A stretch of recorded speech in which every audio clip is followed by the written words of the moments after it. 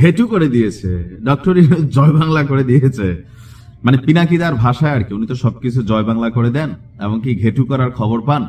তো আমি জানি না যে আজকের এই দৃশ্যপট দেখার পর তিনি আসলে কি করবেন। মাঝখানে প্রথম দিকে ডক্টর ইউনূসের হালকা পাতলা সমালোচনা করলেও সরকারের মাঝখানে পুরোটা সাপোর্ট ছিল ডক্টর ইউনূসের প্রতি, এবং কি সাংবাদিক ইলিয়াসও শক্ত ভূমিকা রেখেছিলেন। হঠাৎ করেই ডক্টর ইউনূসকে নিয়ে গালাগালি সহ বিভিন্ন ধরনের কথাবার্তা তারা দুইজন শুরু করলেন, আরো অনেকেই শুরু করলেন। এর মধ্যে একটা প্রধান কারণ ছিল আমাদের যিনি সেনাপ্রধান আছেন জেনারেল ওয়াকারুজ্জামানকে নিয়ে।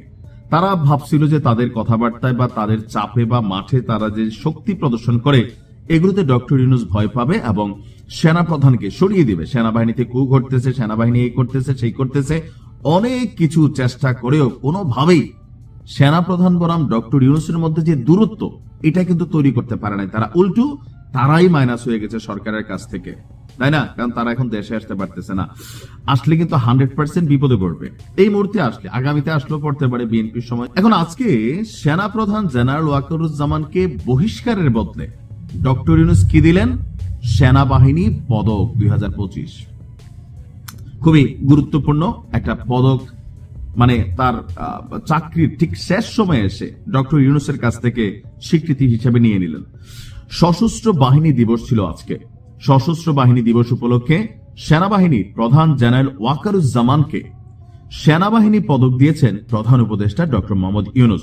আর এই উপলক্ষে আপনারা জানেন যে আজকে ঢাকা সেনানিবাসে একটা বিশাল অনুষ্ঠান হয়েছে, যেখানে বিএনপির যিনি সভানেত্রী আছেন বেগম খালেদা জিয়া তিনি উপস্থিত ছিলেন, অন্যান্য নেতা নেত্রীরাও উপস্থিত ছিলেন, তারপর হচ্ছে এনসিপি নেতারাও গিয়েছিলেন, ডক্টর ইউনূস সেখানে প্রধান অতিথি ছিলেন। অনুষ্ঠানে খেতাবপ্রাপ্ত বীর মুক্তিযোদ্ধা এবং তাদের উত্তরাধিকারের যারা আছেন তাদের সংবর্ধনা অনুষ্ঠানেও বক্তব্য দিয়েছেন ডক্টর ইউনূস। এছাড়া ঢাকা সেনানিবাসে বাংলাদেশ আর্মড ফোর্সেস ট্রেনিং কম্পেন্ডিয়ামের মোড়কও উন্মোচন করেন তিনি। এছাড়া সেনাবাহিনীর প্রতি যথেষ্ট পজিটিভ বার্তা দিয়েছেন। এখন কেন সেনাবাহিনীকে এতটা সমীহ করছেন? নরমালি যেই সরকারি রাষ্ট্র ক্ষমতায় থাকুক তাদের শাসন ব্যবস্থাকে সমুন্নত রাখতে বা তাদের শাসনকে মাঠ পর্যায়ে টিকিয়ে রাখতে সেনাবাহিনীর সাপোর্ট খুবই জরুরি, খুবই মানে খুবই। আর যেহেতু বাংলাদেশে বিভিন্ন সময় সেনা কু হয়েছে বা সেনাবাহিনী ক্ষমতা দখল করেছে এবং কি প্রশংসিত হয়েছে, সমালোচিত হয়েছে, তো এরকম নজির কিন্তু আছে। আর ডক্টর মোহাম্মদ ইউনূস তিনি কোনো পলিটিক্যাল ক্যারেক্টার না, যদিও তিনি পলিটিক্স ভালো বোঝেন। নির্দিষ্ট একটা সময়ের জন্য আসছে আর গইনা 2 মাস। এখন তিনি সেনাবাহিনী, সেনাপ্রধান, ওনাদেরকে নিয়ে কোনো ধরনের মন্তব্য করা বা কোনো অ্যাকশনে যাওয়া, পিনাকি বা সাংবাদিক ইলিয়াসের কথা শুনে এত বড় বোকা ডক্টর ইউনূস না, উনি নোবেল এমনি এমনি পাইছেন না। যেহেতু সামনে নির্বাচন, ডক্টর মোহাম্মদ ইউনূস কমিটেড যে এমন একটা নির্বাচন হবে সারা পৃথিবী অবাক চোখে তাকিয়ে দেখবে, দেখো দেখো এই সে ডক্টর ইউনূস শান্তিতে যেমন নোবেল পুরস্কার পাইছে, একটা নির্বাচন কইরা দিছে, এমন এক নির্বাচন যেটা রোল মডেল হয়ে থাকবে বিশ্বের কাছে। সারা পৃথিবী ডক্টর মোহাম্মদ ইউনূসের কাছে আসবে, ইন্টারভিউ নেবে, কেমনে করলেন স্যার, কেমনে স্যার, বলবো এমনে।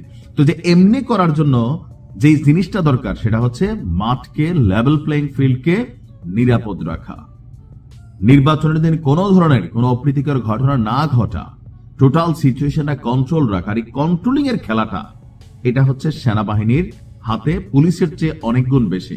সরকার ওই দিনও বলছেন যে নির্বাচনে সেনাবাহিনীর সার্বিক সহযোগিতা দরকার, আর এই মুহূর্তে আইসা সেই কাজটাই তিনি করেছেন। সেনাবাহিনী পদক জেনারেল ওয়াকারুজ্জামানকে দিয়েছেন। আর আমার মনে হয় যে সবকিছু মিলিয়ে খারাপ না। এটা সেনাবাহিনী এবং সরকারের মধ্যে সবসময় সুসম্পর্ক থাকা জরুরি। আপনি পৃথিবীর যেই দেশে দেখবেন সেনাবাহিনী আর সরকারের মধ্যে ক্যাচাল আছে, ওই দেশ অস্থির অবস্থায় থাকে, গৃহযুদ্ধ বাদে। সুদানের নমুনা দেখেন, আমাদের পাশের দেশ পাকিস্তানের নমুনা দেখেন, মিয়ানমারের নমুনা দেখেন, সব কিন্তু একই ঘটনা।